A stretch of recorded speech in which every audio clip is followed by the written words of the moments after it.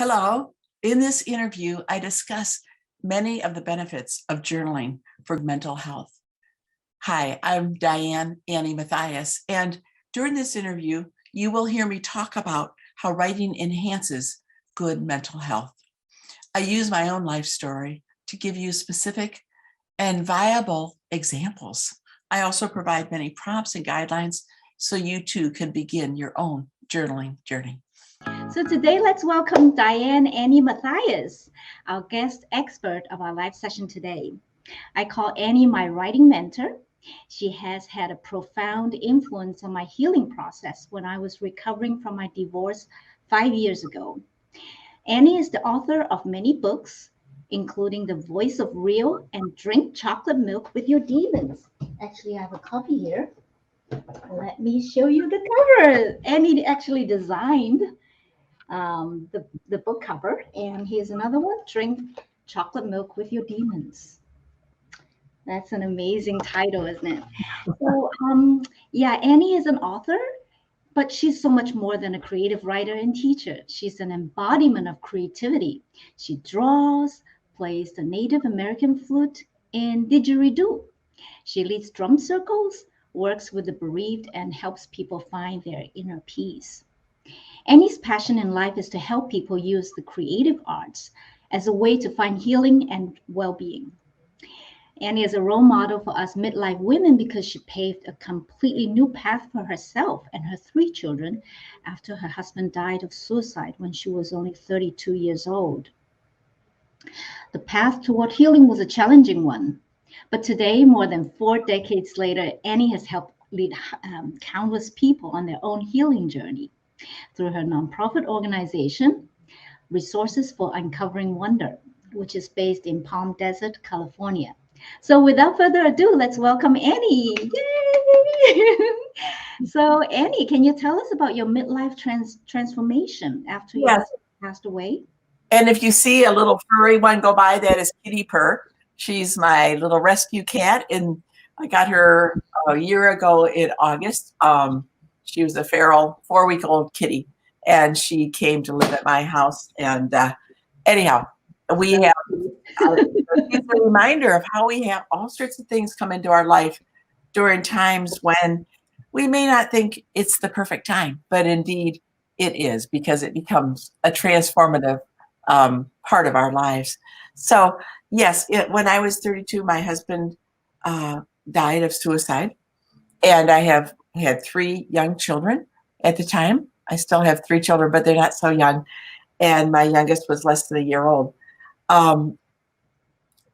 This was transformative because for me, this was the most difficult time I'd ever encountered yet in my life. And it was during this time that I began to know that I needed to find a way out. Of course, that was back in the 80s. And, suicide was not something that was publicly talked about. It was not something that I did find a suicide support group, but it was because I was living in Ann Arbor, Michigan, which was very progressive at the time, still is. But within myself, I knew that I needed to find a way through all the pain and devastation. And I began to journal. I had, I'd been a writer and a creative person all of my life, which wasn't always easy. Nowadays, that's something that's really encouraged, and people are, talked about, oh, it's great, you should do this, you should that. Back then, at least in my family, it wasn't a lucrative way to make a living. I remember saying to my father, I want to be a poet and an artist when I grow up. And he said, get a real job, which was devastating for me because I thought, this is who I am. This is who I'm meant to be. But I did try other types of work. And I have a master's in psychology. I have worked with computers quite a bit. I've had a myriad of different type of work experiences. But as it would be, it kept coming back to the writing and the art. And so in 1987, I began to journal because I needed to have a safe place. And this whole process really taught me what I teach today, what the basis of my work is today. And what happened was I began to journal, and it was a very honest journaling. It wasn't, the type of writing that maybe you learned in school about, oh, it should be positive and it should be this and it should be that. But instead, it was an honest writing of my heart, what was going on. Because in order to heal, I needed to touch on the pain and the anger and all the things that were going on. And how did I learn to do this? I don't know. I just did. I just began to write. And at one point, I began to write letters to my husband who had died. Some of those letters actually said things like, you've left me with 3 young children. There was no life insurance. There was just kind of me and trying to figure out how to provide for my kids. And so I began to honestly write in my journal. And I devised many little tricks. They weren't really tricks, but they were ways through for me. One of the things that I did, is this a good place to talk about this? Yes, absolutely. And if you're in a tough situation, you might want to pick up some of these different hints as I go along, because they're really amazing when you put them in your hands and start to mold them into your own life. So one of the things I did was I had a thought of creating an add a girl list. And every week I would write down in my journal, which became my best friend, and it became my place for so much to be just put into. I began to have an add a girl list. And every week I would write down a list of things that I accomplished that I was proud of. I was so broken during that time, as you can imagine. And I think by this time in life, we have gone through things that have devastated us. Each person probably has, whether it be a loss or, even in the pandemic, we've gone through incredible, devastating times. And so in order to come to a place where I could acknowledge that I was doing some things right, because I felt like everything was so wrong, I would write down, like, if I had a conversation with somebody that was difficult for me. One thing I remember was I had to buy new tires.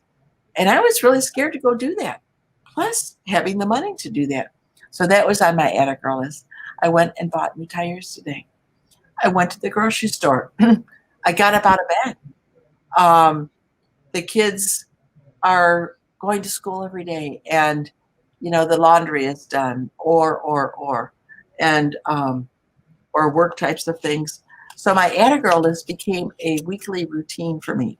It was a weekly meeting place where I would write down the things that I had accomplished. And writing is so powerful because when it's on the page, it's no longer in our minds, but it's on the page and it's real and it's there. So I could go back and look at my add a girl list and be encouraged. Now, at that point in my life, it didn't feel like anything was encouraging. And I was pretty much living everything by the minute, 15-minute segments, an hour, because the pain was so great. But the writing gave me a place to go, a place to be. And as a result of this process, I later on, years later, went on to develop what I called healing words for the bereaved. And I taught at one of the hospitals here where I live. And it went on for years. And I'd have 2 sessions a week of different people who came. And every week, we didn't talk about, one of my clients said, we don't talk about death. We talk about where we're going in our lives next. And of course, we talked about our loved ones. Of course, we talked about those who we had lost and what we were feeling. But we also talked about ourselves and finding our identity in the midst of this devastating time. So that was a major transformation for me, was instead of writing in the way that I'd, learned how in school. And I was a good writer, and the papers I wrote were good and all that. But during this time, I learned to find my authentic voice, my real voice, what was really inside of me. And from here, I began to really learn about using the inner wisdom that was inside and allowing that to come out. Now, when I say authentic voice, that isn't like painting beautiful pictures, but that's taking what is real, taking all those shoulds of this is how you're supposed to write, or this is what you're supposed to do, and this is what you're not supposed to do, throwing those away. And one of the things that people hear me say in workshops and writing classes is there's no rules. Now, of course, the rules are kindness and, moral conduct and things like that. But there are no rules as far as journaling, what you can say, what you can do. For instance, this is one of my journals, and it is full of pictures and scribblings and all sorts of things like that, because this is what's inside of me and what wants to come out. I've had many, many times where people have said that in their journaling, it becomes really a close friend for them, a safe place to be able to go. People would sleep with their journals under their pillows at night. And that might sound kind of strange unless you've been in a place where you really needed a safe place to be able to put your heart.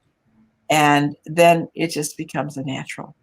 So, yes, that was the first of many transformative times in my life that brought me to where I am today. And that was such a powerful story. I mean, it's real. It's not just a story, but thank you so much for sharing with us, Annie, your transformation after that major tragedy in your life. And so what you were doing in the last few decades, actually, it reminds me of what many life coaches do. You provide a safe space for people to express themselves in their words, through their words. And this safe space is really sacred because it allows us to heal by expressing what's inside. That are usually those things are taboo. Or, when we say those things, we may be judged. Yes.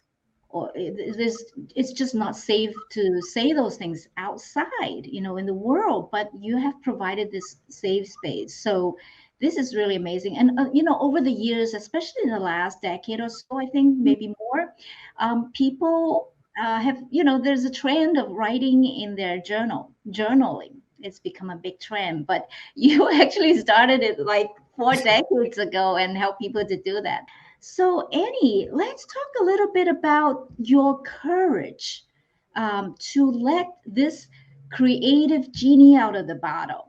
Now, I know that it was not always so easy for you to express your creativity. You mentioned your father, telling you to get a real job. And I just nodded my head because that was exactly what my parents told me to do. I was going to study art. And I prepared for years. I took art lessons and I looked at the schools I was going to apply to in Paris. And then when I was about to send in my application, they said, no. Yeah. Go and study something that will make you money. Yes. Doing art is not going to give you bread. It's not going to put money put food on the table. Right. So now I think that many of us have experienced this one way or another. So something, whether we're young or whether it's now, something tells us, forget about it. You're not creative. There's this inner critic that's always there. So can you share a little bit about your own journey? How do you manage this inner critic, chase it away? And how do you find the courage to not only express, write and publish your books, but also teach people how to do that? Louisa, I love your questions, by the way. And I think you should be a professional interviewer because you are excellent at this. You really are. You really bring to the surface and draw out different aspects of people. And it's wonderful being here. Anyhow, courage is really, if you knew me years ago, I was the most fearful person. When my husband died, I was terrified. There's been different times in my life when I felt just raw terror. But courage comes from deciding to do it anyhow.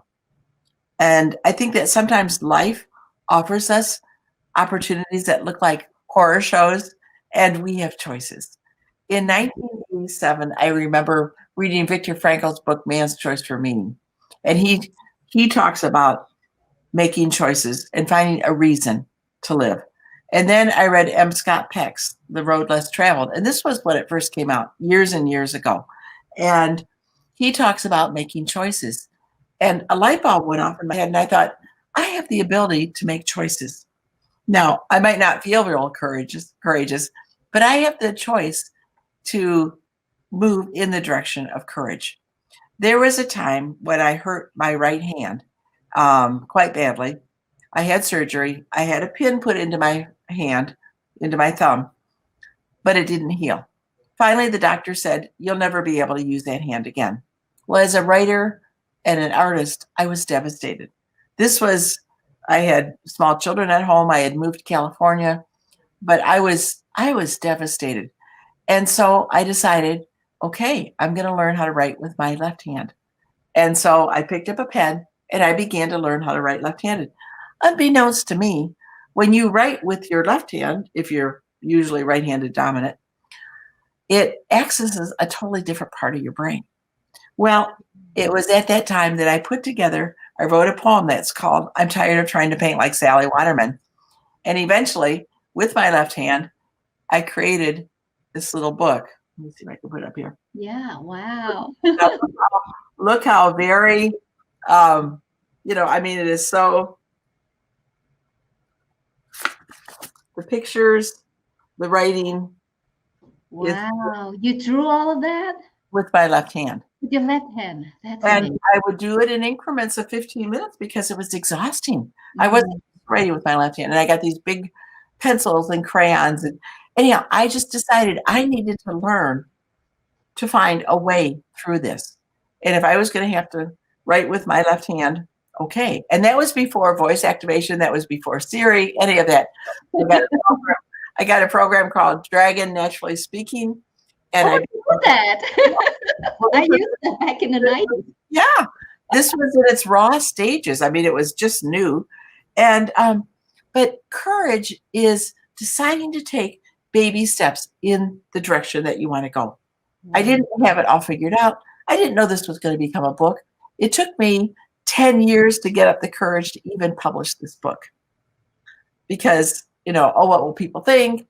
It's very childlike. Well, it's turned out to be a cornerstone of much of my teaching because it's about not listening to comparing critics, the inner voices inside of us.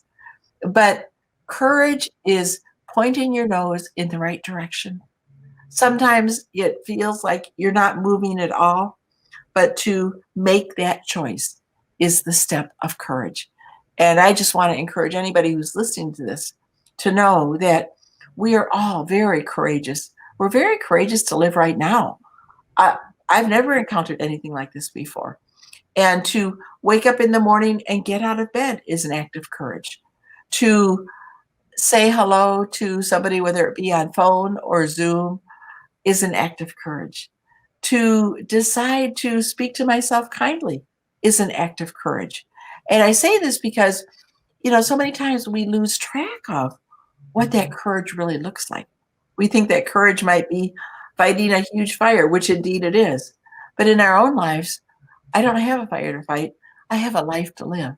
And that courage comes up in so many different ways. And it's always choices. Sometimes you feel like you don't have a choice. You would do it anyhow. But courage is moving in the direction that you want to be. Does that answer your question at all? Wow, you answered my question and more. This is just so packed with wisdom and powerful messages. Choice. We can make a choice every moment. Yes. And the courage is not some bravado, just plunge in and do something without thinking about the consequences. It's not that. It's about really making the choice in the direction you want to go. And even if it means small increments. Yes, baby steps. Baby steps. Even if it means you don't see the results right away, but you have that faith, the inner faith, that things are going to work out. You believe in yourself. Now, this to me is real courage and strength. And And Louisa, it comes in my life. It comes from having to put these things into real application. It's not just something that somebody said. Oh, as you know, I'm not real big on hype because hype is kind of like flattery. It's useless. But true affirmation, true speaking truth is powerful, and that's where the writing comes in because I can be in a place where I wake up, I'm feeling really discouraged. I'm wondering, what's today? What's going to happen? I might be worried about something with work or something like that. But to begin to write and say, how am I feeling right now? I'm feeling scared. Okay. This is me talking to me on the page. Why am I feeling scared? Well, and then I begin to unwrap it. And I don't have to show this to anybody. I don't have to have anybody look at it with a red pencil and make lines. It's amazing. And people will say to me, I'm not a writer.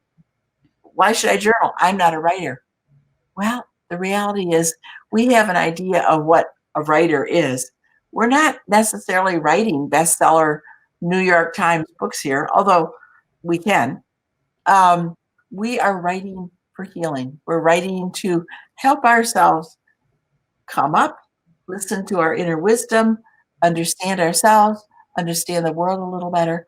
And so to be able to write on a page, I'm feeling scared, lovingly to say, okay, Annie, what is it that you're feeling scared about right now?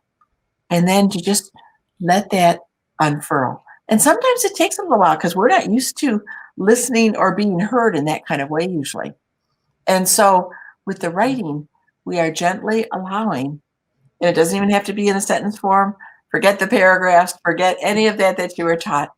Just stream of consciousness, let it flow. And oftentimes people will say, I just got lost in my writing. I began to write and I went back and read and I was amazed at what I said. There was real wisdom there. And that is something that happens if you just are able to just let it be on the page. Instead of trying to write something to be impressive, instead of writing something that you think you're supposed to say, just honestly write down what's going on. And if it means doodling or if it means drawing a picture, please do that. And finding our authentic voice is one of the most powerful and healing parts of writing. That's amazing. And when I saw you sigh, you sigh on a page, I remember something I saw not so long ago.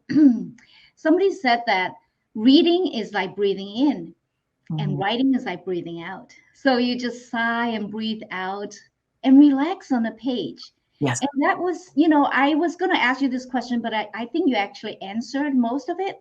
So my question was, in what way can writing help us heal our inner wounds and traumas? And how can we midlife women benefit from this? How can midlife women specifically in this very, very tumultuous time of our life? Please, can you talk about how writing can in authentic voice can help us midlife women navigate this time of our life?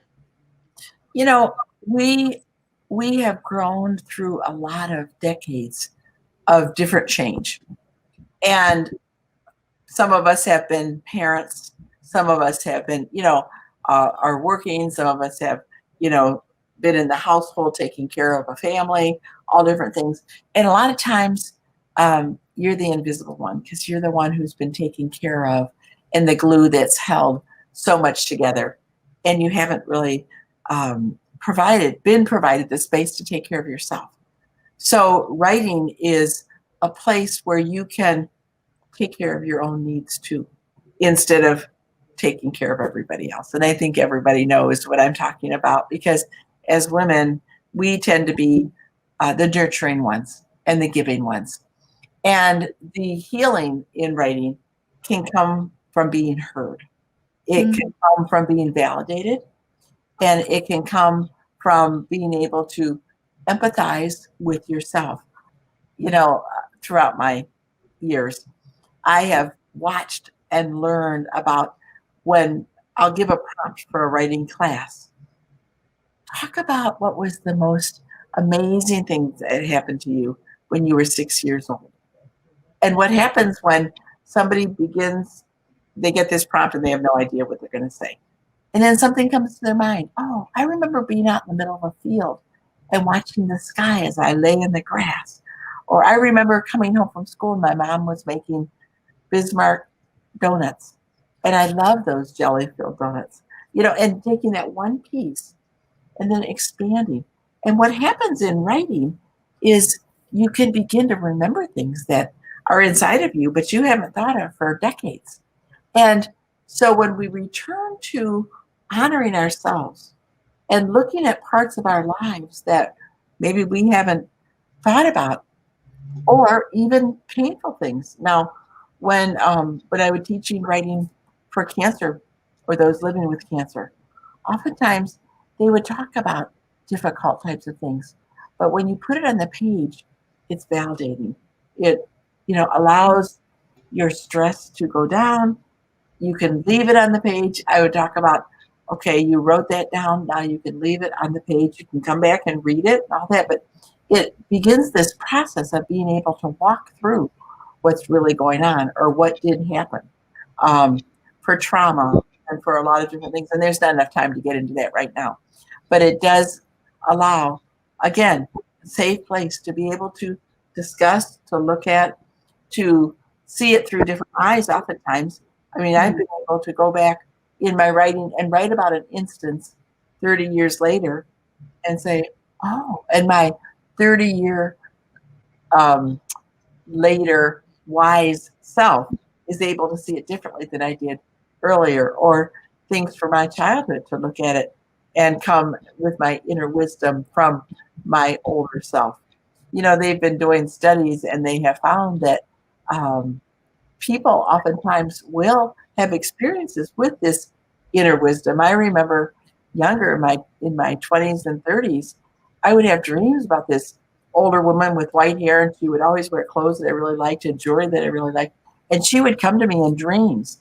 And in difficult times, I remember one time I was living at this house. It was a dream where I was living at this same house, and she came by, and there was this something going on that was really hard. She came riding up on a white horse and reached down and lifted me up on the back of her horse. Well, I didn't know who this was, but this one kept reoccurring. My wiser, older self. And so we can go back and reparent ourselves with the wisdom that we have now as middle-aged. And some of that is just, it's powerful. And I wish I had hours to be able to take you through the whole process. But it's a powerful thing. And I've used that many, many times. Yes. What would your, even coming into the new year, what would your wise inner self say about going into a new year? Or take a time travel. I'm a Star Trek fan. Take a time travel trip, and let's look at 2022 or 2023, and look through the eyes of someone who loves you very much. Think of somebody who loves you very much. It may be somebody who, a religious figure. It may be somebody who, as a child, you remember them being very loving, maybe a grandparent or an uncle or an aunt or a friend or somebody who saw you with eyes of love. Okay, now using those eyes of love through the eyes of that person, talk about this person they see in 2022, which is you. Well, I see Annie in 2022 as continuing on with what she does. She has gone back to having this Resources for Uncovering Wonder, her not-for-profit. She is doing this different work. Sometimes she gets tired. Sometimes things are so much of a crazy fog in the world, but she has decided to be courageous and to continue on. Now, that's not goals. That's just defining who I am and seeing it through the eyes of love. And I would encourage everybody here to maybe take a little bit of time. And if you don't write it down, at least think it. But through the eyes of somebody who really loves you, the eyes of somebody who sees you maybe in a way beyond what you see yourself. Because we don't usually, unless we've worked at it for a while, we don't usually see ourselves with such love. But that's a good thing to be striving for. But through the eyes of a person who really loves you, see yourself in this coming year. And let that voice rise up inside of you and speak to you, speak encouragement to you. And the reason I say, if you can write it down, because you can go back and read that. You can go back and hear it again through the words on the page. Wow, what a powerful prompt, Annie. This is so new to me. It's looking at the new year from an entirely different perspective. Well, I'm so tired of the goals. And we all know that, the goals that we set right now, they may or may not work. Who knows what's going to happen tomorrow? And so instead of setting goals and things that you're supposed to do, I'm going to lose 20 pounds, I'm going to whatever, one of the things I did, I created a blueprint for myself for the next 30 years because I have longevity in my blood and I'll probably live to be in my 90s. And so it's kind of like, okay, so what purpose? What am I going to do? We are all here. We're born at this time for a reason, I really believe. And those of us who are alive right now, it's for a reason. We have a purpose. And so I thought, what am I going to do for the next 30 years? Well, it's not step by step things to do. It's more of how am I going to be in the next 30 years? And one of the things that through the eyes of love, a loving person, was that Annie, instead of trying to lose weight and all of this, she is taking more care of her inner being. And as a result, she is losing weight bit by bit. She's taking the time to care for herself. She's taking the time to go walking. She's taking the time to get the right sleep, or if she needs to take a break, she does. And it shifts from, I'm going to lose weight, I'm going to do this exercise, I'm going to do this, I'm going to, it shifts from that to the inner locus of control, to where I'm the one making the choices. I'm the one who's deciding that I'm worth loving and taking care of. And I've lost 10 pounds in the last little bit of time. I've had some other injuries that are healing because it's like I can say to myself, I'm taking care of you. And by writing this down, I can go back and reread it. And when I write it, it gives me a safe place. Does that make sense? Absolutely. And what you write down, it will serve as a reminder in case you forget, in Yep. case you forget to look at yourself with those loving eyes Yeah. that you Yeah. talked about. And this is, oh, Annie, I thank you so much because you just summarized what I believe in too when it comes to our health and well-being. And that's why I have set up this group, for midlife women to share our ideas about self-care and self-love. And from that starting point, then our health and well-being, all the different aspects will fall into place, like the weight and other, health metrics. Because without really caring deeply for ourselves and loving ourselves, if we reject ourselves and hate ourselves, Yeah. we're not going to practice and implement things that are caring and loving for our body, right? So Okay. what you just said was gold. It comes from so much wisdom, and my experience has been the same over the years. I've been focusing a lot on health, weight loss, and all kinds of just managing or reversing diseases, or trying to get a control over my body. It's But about, I it's about the whole person too. You're such a good example of teaching about the whole person because you have the food, and now this group, giving people a place of connection, giving people a place where they can have a voice. they can talk about things that maybe they don't feel comfortable talking about in other places, Yes. and growing together. Um, in Growing together. mhm. It's Yeah. it's beautiful. It's a wonderful thing. It's a Thank wonderful, you. And yeah. we are so honored to have you here, Annie, to share your wisdom with us and really, show us you are a very good role model and of who we can aspire to be, and also you remind us always to love ourselves and integrate. When I was young, I played the accordion, which I hated. It wasn't my instrument. I played the didgeridoo and native flute and drums and all sorts of, different instruments. And even at that age, I really wanted to play the oboe because I loved the deep tones. But the Mm. accordion was my mother's instrument, and so uh, during that time, that's what I played, and that's kind of typical of that era. And I remember there's a picture of me that was floating around of me in probably fifth grade, a little yellow sweater and a little stupid, collared shirt, a haircut that I actually absolutely hated, a pixie haircut of some sort. And I would look at that picture and it was just like, I really did not like that person, that little girl at all. As a matter of fact, I just wanted her out of my life. Eventually, something began to happen when I was in probably my 40s. And I knew that I had to go back and reconnect with that part of me, which I had just said, that was such a difficult time growing up, and I just hated the accordion. As a matter of fact, now when I jam with other instruments, I say any instrument is welcome except for the accordion. um, it's like Brussels sprouts. I've become much more lax on that. I don't have such a judgment. But I knew that I needed to reconnect with her because I believe that all the ages of us live within us. So all Yeah. the ages of me are within this body. And how old am I? Like 60? I think I'm like 67 or 68 now. I forget. It's just a number. But what happened was I began to see the need of connecting with this little lost girl. So I began to write her letters. And Mm. I let her, on one side of the page, I would write a letter to her, and then I would let her respond. And I would use a different color pen.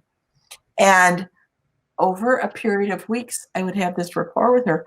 Well, I ended up telling her I was really sorry for rejecting her, and that when she grew up, she was going to get to play wonderful instruments that she really loved, and she'd never have to wear those clothes again.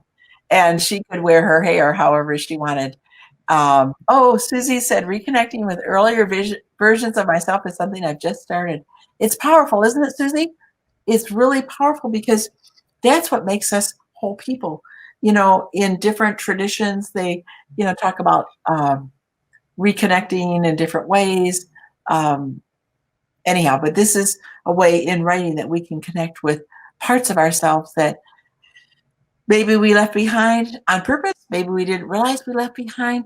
But as we gather the parts of us together, it's amazing because all those parts become our allies and they become friends. And there's so much in my own life that I've written. I recently wrote a fairy tale for my grandchildren for Christmas. And it was written by my little Annie, who is my source of great inspiration because she was very creative. But to be told she has to play the accordion and she has to do this and that and all that, but to reconnect with her and let her have a voice, it's a joy and it's powerful and it's worth connecting with all the parts of ourselves. And some of that might be teen years. It might be a part of you during a very difficult time in your life. And I'm going back to your question of how can we heal from trauma? How can but it's about the reconnection, and writing letters to different ages of ourselves is a wonderful way to be able to do that. Yes. Teenage self, especially.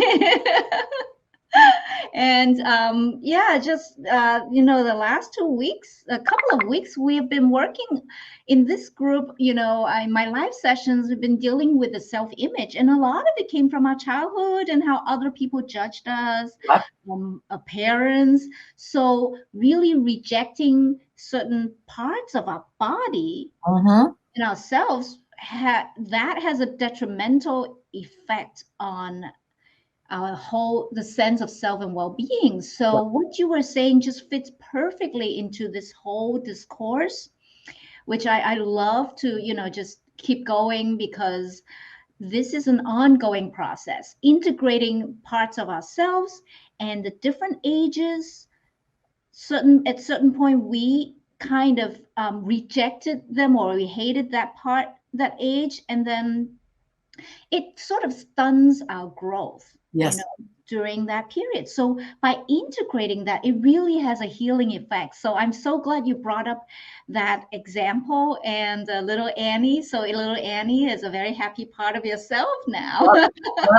And if you're interested in exploring this creative side of yourself, in writing more in your journal, I encourage you to get in touch with Annie. Annie, can you tell us a little bit more about your writing workshops?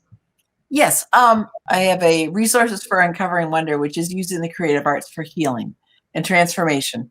And I started this not-for-profit in 2010, ran for quite a while, and then we went dark due to lack of funds. And then recently I've had different people say, we really need what you're doing. One person anonymously donated enough money to get us back up and running. So we have writing workshops as well as writing classes, art classes. But remember, there's no rules. Nobody's going to tell you what to do and what you have to do. And so the pop-up workshops are one-time deals. We recently did one. Well, Louisa reading her one about, I know she read to you the thing about her red shoes. That was written during one of the workshops called Shoe Tree. And what I do is I have a video, and then we write. We wrote ahead of time, then we all got together and shared. Everybody was heard. It's not a critique.